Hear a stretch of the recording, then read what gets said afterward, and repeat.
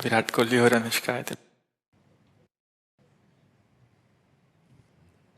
विराज बैठ प्रसन्न हो। जी अभी ठीक। हाँ नहीं, ठीक ही रहना चाहिए।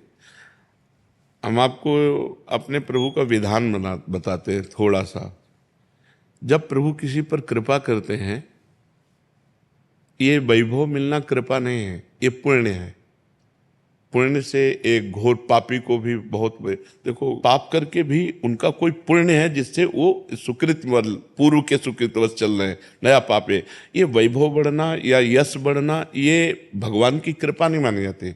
भगवान की कृपा मानी जाती है अंदर का चिंतन बदलना, जिससे आपके अनंत जन्मों के संस्कार भस्म होकर और अगला जो है वो बड़ा उत्तम होगा। अंदर के चिंतन से होता है, बाहर से कुछ नहीं होता। महत्व अंदर का चिंतन। अच्छा, अंदर का चिंतन हम लोगों का स्वभाव बन गया बहिर्मुखी। बहिर्मुखी मतलब बाहर, बाहर यश कीर्ति लाभ विजय, इससे हमको सुख मिलता है। अंदर से कोई मतलब नहीं रखता कोई, कोई विरला ही अंदर से। अब क्या होता है, भगवान जब कृपा करते हैं तो संत समागम देते हैं, फिर दूसरी जब कृपा होती तो विपरीतता देते हैं, और फिर अंदर से एक रास्ता देते हैं, ये मेरा रास्ता है, ये परम शांति का रास्ता है, ये शांति का रास्ता नहीं। भगवान वो रास्ता देते और जीव को अपने पास बुला लेते हैं। बिना प्रतिकूलता के संसार का राग नष्ट नहीं होता। किसी को भी वैराग्य होता है तो संसार की प्रतिकूलता देखकर वैराग्य होता है। सब कुछ हमारे अनुकूल है तो हम आनंदित होकर उसका भोग करते हैं। जब हमारे ऊपर प्रतिकूलता आती है तब ठेस पहुंचती है कि इतना झूठा संसार, तो अंदर से भगवान रास्ता देते हैं, ये सही है। भगवान बिना प्रतिकूलता के इस संसार को छुड़ाने का कोई भी औषधि नहीं रखी। आज तक जितने बड़े महापुरुष हुए हैं, जिनका जीवन बदला है, उनको प्रतिकूलता का दर्शन करके बदला है। तो कभी प्रतिकूलता आए तो उस समय आनंदित हो कि मेरे ऊपर अब भगवान की कृपा हो रही है, कि मुझे सतमार्ग में चलने की प्रेरणा मिल रही है। अगर सतमार्ग छूटा हो, ये सब तो एक सेकंड के लिए आप विचार कीजिए। अब अपना सुधार कर लो, अपने जीवन को सत्य में ले आओ, तो अगला जो होगा वो बहुत जोर का होगा।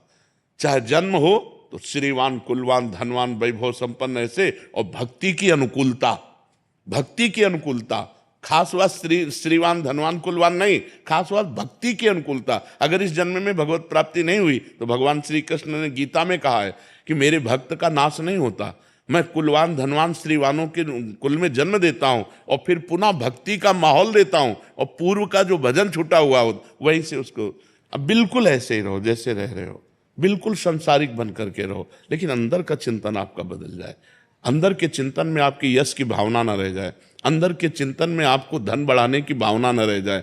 अंदर का चिंतन हो जाए, प्रभु बहुत जन्म व्यतीत हो गए, अब एक बार आपसे मिलना चाहती हूँ, एक बार आपसे मिलना चाहते हैं प्रभु, मुझे आप चाहिए, अब संसार नहीं।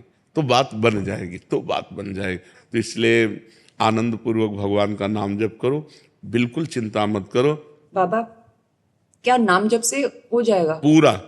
ये हम अपने जीवन का अनुभव बताते हैं। सांख्य योग और अष्टांग योग और कर्म योग और भक्ति योग, चारों योगों में प्रवेश रहा है। पहले हम सन्यासी रहे हैं 20 वर्ष सन्यासी रहे काशी विश्वनाथ जी।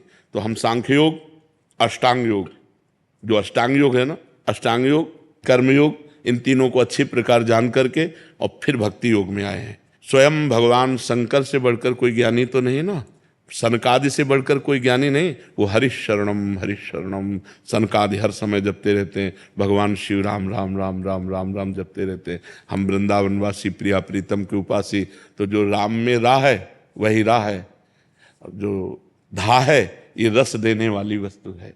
तो हम राधा राधा राधा राधा, मतलब आप ये समझो कि हमारी इतनी तार्किक बुद्धि रही, हमारी श्रद्धालु बुद्धि नहीं रही। सन्यासी की जो बुद्धि होती है वो तर्क प्रधान होती, कसौटी पर कसने पर।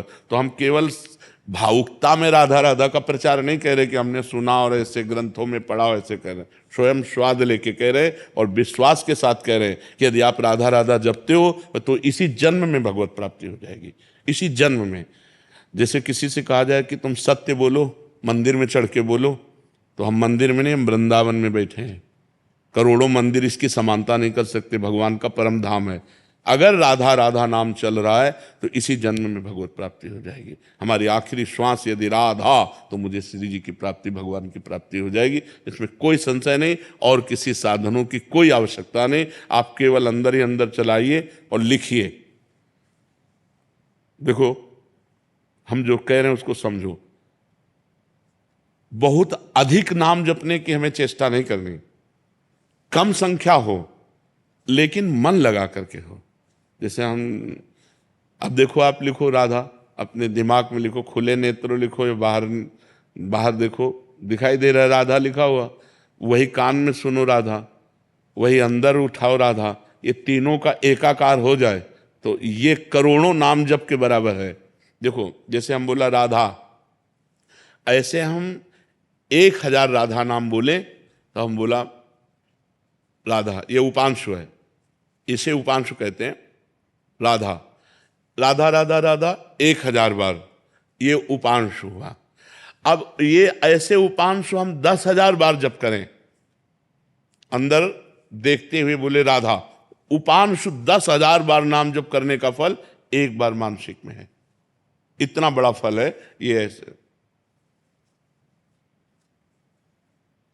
राधा राधा राधा चल रहा है, नेत्रों से हम उसे देख रहे हैं, कानों से उसे सुन रहे हैं। आप देखना कि अगर मन भगेगा तो आप लिख नहीं पाओगे राधा नाम, अगर लिख रहे हो तो मन भगेगा नहीं।